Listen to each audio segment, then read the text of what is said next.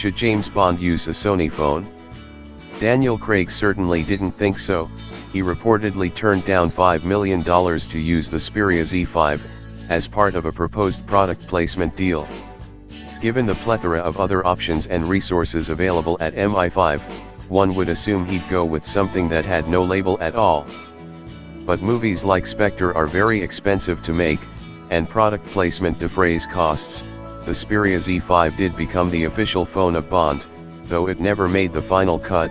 It only appeared in a short film series of ads featuring Moneypenny. That deal may not have had the desired effect of spurring interest in Sony's latest flagship, but this is still a phone built with a purpose.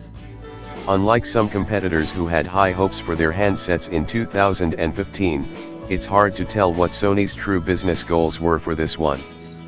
The company's mobile division continues to hemorrhage cash, yet there is little sign that it's looking to pack it in and call it a day.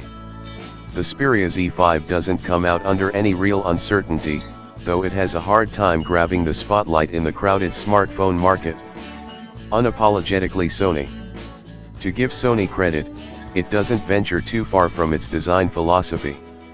Where distinctly rounded edges are the order of the day for just about everyone else, Sony maintains more of a rectangular form factor, and the corners are rounded just enough to make the Xperia Z5 easier to handle. The Xperia Z line has been around for years, and looking back, the various models don't deviate a great deal from each other. Sony was the first to make a waterproof flagship right out of the box, and has long supported high-resolution audio file formats like WAV and FLAC.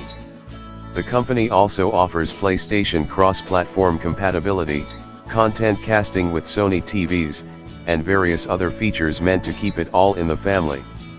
Back in the 90s, Sony's strategy would have been a self-fulfilling prophecy, but today, it's a walled garden that doesn't necessarily need walls.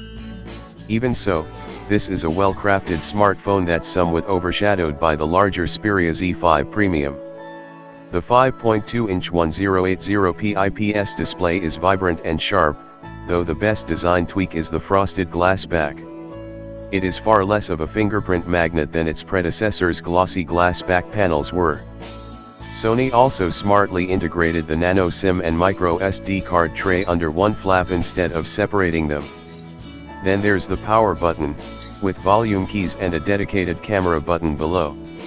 Sony opted to put a fingerprint sensor in the power button for quicker unlocking, though it annoyingly requires pressing the button first to wake up the phone. Luckily, holding down the shutter button launches the camera, even when the screen is locked. Under the hood, the phone has a respectable amount of power, led by the 2.0 GHz/1.5 GHz Qualcomm Snapdragon 810 octa-core processor.